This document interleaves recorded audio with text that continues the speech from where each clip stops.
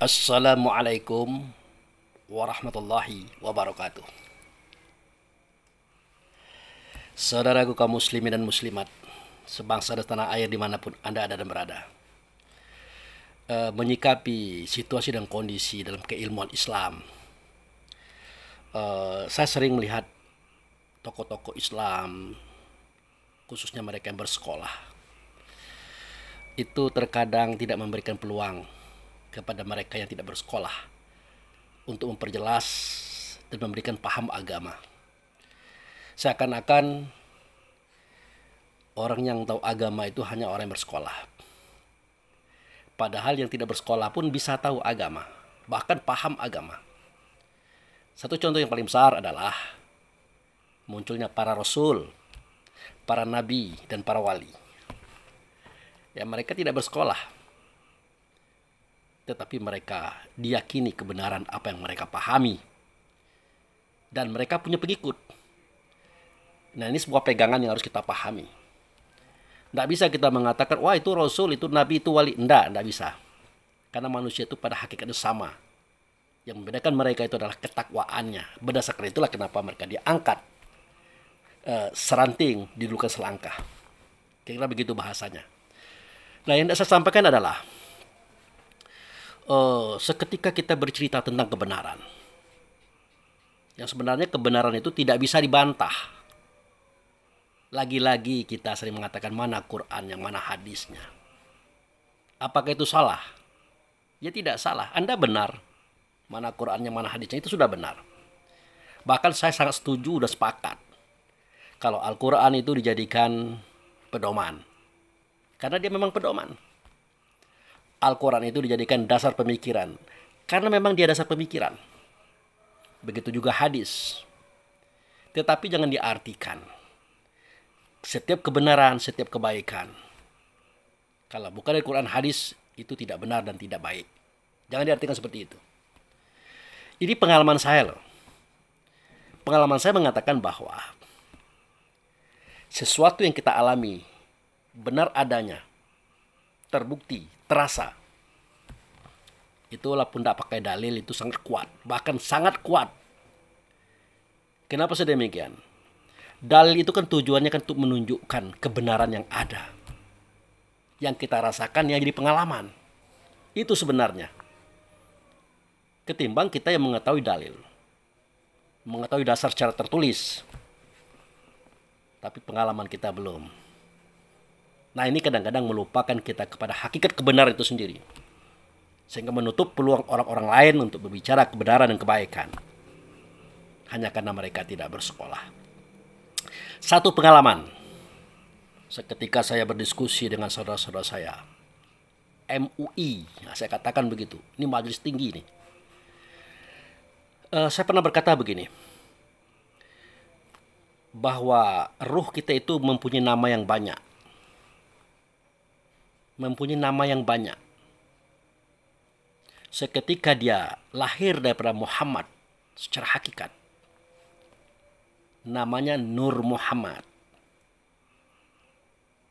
Seketika dia melihat Allah, yang tidak nyata Allah, melainkan nyata Muhammad, namanya Mukmin. Nah, itulah prosesi yang terjadi pada surat Al-A'raf 172. Wa iz akaza rabbuka min bani Adam min zuhurihim zuriyatahum ashhadahum ala anfusahum alastu bi rabbikum qalu bala syahidna. Ingatlah. Nah, jadi Allah itu melalui Rasulnya ngomong ingatlah. Artinya kejadian itu memang ada, pernah kita lihat, pernah kita dengar, dan pernah kita hadapi, tapi kita lupa. Nah, seketika Tuhanmu mengeluarkan semua roh anak Adam dan mengangkat saksi atas diri mereka satu persatu, ditanya oleh Tuhan. Nah, katakanlah ini Allah ya. Allah bertanya kepada kita. Tentu tidak langsung, melainkan melalui Muhammad. Makanya kalimatnya berbunyi, alastu bi rabbikum. Adakah tidak aku ini dengan Tuhan kamu? Aku ini dengan Tuhan. Ya, aku yang dengan Tuhan itu siapa? Bukan Tuhan pasti, melainkan Muhammad. Makanya semua ruh menjawab, bala syahidna, benar engkau dengan Tuhan kami menyaksikan. Itu dia. Nah itulah momentum sejarah pertama kali syahadat ini dinyatakan. Yang bunyinya, asyhadu an la ilaha illallah wa asyhadu anna Muhammad dan abduhu wa rasuluh. Jadi aku bersaksi tidak ada zat, tidak ada sifat, tidak ada nama, tidak ada perbuatan kecuali Allah lah dianya. Tapi yang kulihat waktu itu, yang kudengar suaranya waktu itu, yang kuhadapi dia waktu itu, tidak Allah, melainkan utusannya dan hambanya, bernama dia dengan nama Muhammad. Nah waktu itu semua ruh bernama dengan nama mukmin. Namanya mukmin. Nah kalau sudah berbicara mukmin, ini tidak berbicara agama apapun, bangsa apapun, suku apapun, bahasa apapun. Itulah nama netral. Nama seketika ruh itu dalam kondisi kosong. Kosong artinya belum berbuat apa-apa. Itu sebabnya kenapa hai orang beriman, dirikan sholat. Artinya orang beriman ini belum sholat. Wahai orang beriman, laksanakan puasa. Berarti orang beriman ini belum berpuasa. Dan banyak lagi kalimat-kalimat wahai orang beriman. Itu menunjukkan pada panggilan kepada ruh siapa saja. Beda dengan kita memahami. Siapa itu orang beriman? Orang beriman ya kita-kita inilah. Yang bersyahadat, yang sholat, yang berpuasa, zakat, haji, dan semuanya itu. Ya kalau kita sudah melaksanakan itu, untuk apa Allah perintahkan lagi? Cukup Allah pahami. Tapi karena ini memang belum, karena itulah zong, adalah nama asli di saat roh itu belum berbuat apa-apa, makanya dipanggil dengan bahasa itu. Ini. Nah kemudian seketika roh tadi ditiupkan, atau diri kita tadi ditiupkan dalam tubuh ini melalui ubun-ubun, ya, nama kita ruh. Ruh itu artinya ruhi, rihun, angin, ditiup. Terparilah dia di hati. Nah, waktu itu nama kita ruh. Kemudian seketika dia terpari di hati kita, bersama yang dalam hati kita, dia memancarkan nur. Dengan nur itu kita mendengar, melihat, bersuara, berkata, dan berpikir. Nama kita insan. Nah seketika kita menampung persoalan, nama kita akal. Seketika kita mencari solusi daripada apa yang kita terima, nama kita fikir. Seketika kita menimbang manfaat dan mudarat persentasenya, nama kita khayal. Nah, seketika kita memahami dan merangkum semua itu, nama kita paham.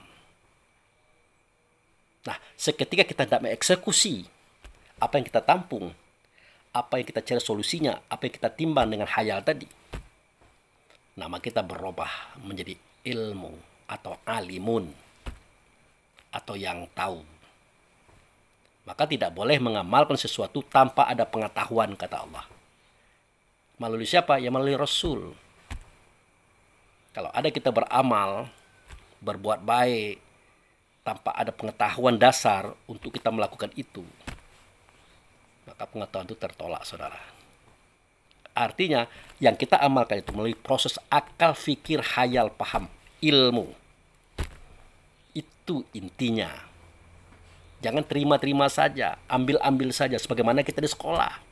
Tertulis kitab Quran, tertulis kitab hadis, pendapat-pendapat ulama, kata-kata dosen, kita iakan. Mengiyakan itu sudah benar, tapi akan lebih benar lagi kita pikirkan apa yang kita iakan. Nah itu ditanyakan oleh saudara saya itu. Dari mana dalilnya, apa Qur'annya, apa hadisnya? Ya saya pikir apakah Anda tidak bisa berpikir juga tentang apa yang Anda tanyakan? Sesungguhnya Anda menanyakan sesuatu pengalaman, bukan tulisan, pengalaman loh. Seketika kita terjadi masalah yang datang kepada kita, siapa yang menampung masalah itu? Istrikah, anakkah, orang lainkah? Tidak. Yang pertama kali menampung itu adalah akal. Akal siapa? Akal kita. Kenapa? Karena kita itu adalah akal. Akal itu nama lahir daripada kita loh. Di saat menampung persoalan, nama kita akal. Itu. Ya jauh-jauh kita kan sekolah. Seketika ada pertanyaan dari guru, siapakah presiden Indonesia yang pertama? Itu dilemparkan satu persoalan kepada akal kita. Berpikir kita mencari solusi. Dia mengingat. Oh, presiden kita yang pertama adalah Insinyur Soekarno. Itu yang menampung dan yang memikirkan dan mengucapkan Insinyur Soekarno itu adalah kita, bukan orang lain. Ini yang disebut dengan yang saya sampaikan itu adalah sebuah kebenaran berdasarkan pengalaman. Jangan Anda tanyakan lagi mana dalilnya, mana Qur'annya, mana hadisnya. Anda pikirkan itulah. Ya sama saja. Orang Melayu bikin hadis. Apa kata orang Melayu? Barang siapa yang lapar maka hendaklah dia makan. Pasti dia kenyang. Kita pengen tanya mana hadisnya, mana Qur'annya. Maksud saya jangan sampai kita sejauh itu terpuruknya saudaraku. Akibatnya apa? Banyak kebenaran-kebenaran yang tidak kita terima. Yang kita sangkal. Ya, banyak. Termasuk sewaktu saya berdialog dengan saudara saya di MUI waktu itu. Saya katakan, awaludin ma'rifatullah. Pertama kali masuk agama ini Anda kenal Allah. Kemudian saya katakan, man arafa nafsahu faqad arafa rabbah. Siapa kenal dirinya pasti dia akan kenal Tuhannya. Dia tanyakan mana dalilnya, mana hadisnya. Saya katakan itu Rasulullah mengatakan. Mereka tidak terima. Bukan itu yang dipersoalkan. Yang dipersoalkan benar apa tidak. Kalau kita ingin mengenal Tuhan, kenal diri dulu. Itu aja tanyakan. Itu rumus orang awam itu. Benar enggak kita mengenal Allah itu harus dengan cara mengenal diri dulu. Kaji. Benar enggak sebelum kita masuk agama ini Allah kita kenal. Karena dia bakal disembah. Kaji. Sementara kita juga mengatakan ma'rifatullah, ma'rifatul Rasul, ma'rifatul Islam, macam-macam itu. Kadang-kadang kita berlawanan dengan diri kita sendiri. Mestinya tidak terjadi. Kenapa terjadi seperti itu? Karena kita tidak berpikir. Nah oleh itu, saudara-saudaraku, kaum musliman muslimat, stop para ulama, para kiai, para ustadz, terus stop. Bertikai, tidak usahlah. Carilah yang terbaik di kalangan pendapat-pendapat kita. Jangan bertikai lagi. Dukung saudara-saudara kita yang maju. Dukung saudara-saudara kita yang punya pemakan. Yang punya akal yang baik. Cara berpikir yang cerdas. Islam itu butuh dukungan. Kekompakan. Bukan pertikaian. Bukan. Anda tahu konsep. Anda tahu catatan. Anda tahu dalil. Anda belum tentu tahu apa yang ada dalam konsep. Apa itu yang ada dalam dalil. Anda baru bisa mengatakan, tapi belum tahu bendanya. Ya, kita tidak jauh-jauh. Kalau bulan Ramadan datang, kita bacakan hadis. Jika datang bulan Ramadan, dibukalah pintu surga, ditutup pintu neraka, dibelenggu setan. Melayang pemikiran kita kepada surga di akhirat, neraka di akhirat, setan gentayangan. Nah, melayang ke sana pikiran kita. Kenapa? Ya karena tulisannya seperti itu.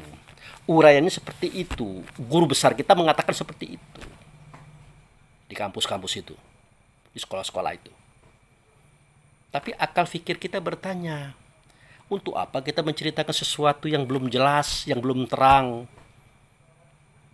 Hari ini, kalau kita tidak tahu mana itu bendanya, tidak bisa kita merasakannya, apalagi mempermisalkannya, tidak bisa. Maka dalam Islam itu ada namanya fardu ain. Fardu ain itu wajib nyata adanya. Itu. Kalau fardu kifayah itu sesuatu yang tersembunyi. Walaupun dirujukkan kepada persoalan mayat. Sebenarnya tidak begitu juga sih. Itu saudaraku. Nah, kita cerita sorga. Sudah jelas dalam Al-Quran itu tidak ada kata-kata sorga. Tidak ada. Yang ada Jannatun Na'im. Kebun kenikmatan. Arti kebun itu tempat tumbuhnya sesuatu. Kemudian lahirlah kenikmatan. Nikmat itu rasa. Mana dianya pada kita? Itulah hati. Itu kebunnya. Siapa yang tertanam di hati? Itulah ruh. Ruh itulah yang merasa. merasa mendengar, merasa melihat, merasa berkata, merasa punya perasaan, merasa berpikir. Nah, jika Ramadan itu datang, nah terbukalah rasa itu. Jernih pendengaran, jernih penglihatan, jernih perasaan, jernih pemikiran. Kenapa dilarang membicarakan sesuatu yang merusak pemikiran, merusak perasaan, merusak pendengaran, merusak penglihatan? Dilarang. Itu namanya menahan. Itu as-saum. Ini. Kemudian ditutup pintu surga. Nah, itu tadi. Larangan tadi. Larangan itulah yang disebut dengan menutup pintu, menutup pintu neraka. Larangan tadi. Neraka tidak ada dalam Quran, dalam hadis tidak ada. Yang adalah yang adalah an-naru. An-naru yang ada dalam hadis dan Quran. Artinya api. Apa itu api? Panas. Apa itu panas? Pedih. Apa itu pedih? Sakit. Apa itu sakit? Menyiksa. Artinya kita dilarang untuk membuka sesuatu yang menyiksa pemikiran, menyiksa perasaan, menyiksa pendengaran, menyiksa penglihatan, dan menyiksa perkataan. Caranya tidak usah dibicarakan sesuatu yang tidak baik. Akan menyakitkan hati, menyiksa diri. Apalagi menang sesuatu yang pernah mengecewakan, menyakitkan diri kita dulu-dulunya. Itu ditutup kalau datang bulan Ramadan. Nah, kalau pintu surga sudah terbuka, otomatis neraka tertutup. Kalau neraka tertutup, artinya belenggulah setan. Setan itu apa? Rasa diri kita yang tidak baik. Mulai sifat benci kepada orang, iri kepada orang, dengki kepada orang, dan seterusnya tadi. Itu setan semua itu. Dibelenggu dia itu. Tidak boleh iri dengki, tidak boleh hasut fitnah, tidak usah benci-bencian, tidak usah berbicara tentang kianat mengkhianati, tidak usah berkhianat lah gitu. Nah, dibelenggu itu semuanya. Nah, kalau dia sudah dibelenggu, otomatis nerakanya akan tertutup. Kalau neraka tertutup, otomatis surganya akan terbuka. Jadi kajian-kajian orang dulu itu, saudara-saudaraku, tidak berdasarkan tulisan, tidak berdasarkan catatan dari orang ke orang, tapi penelusuran diri kepada Tuhan. Apa namanya? Sholat. Nah, sholat yang diartikan sama dengan seperti kita sholat. Karena dari Nabi Adam sampai Nabi Muhammad tuh cara mereka sholat berbeda-beda. Jangan perlu kita pikirkan sholat yang tegak, ruku, sujud, duduk. Tapi ingat, sholat itu asal katanya solu, artinya berhubungan rasa diri kepada Tuhan. Bisa? Berhubungan rasa diri kepada Allah bisa? Tidak bisa. Tanpa channel yang menghubungkan kepada Allah itu sendiri. Itulah wasilah. Itulah Muhammad. Itu dari Adam sampai ke Muhammad itu sendiri, sampai ke kita hari ini. Channelnya, wasilahnya lah Muhammad itu sendiri. Iya. Nah, ini terbukti pada surat Toha ayat 14.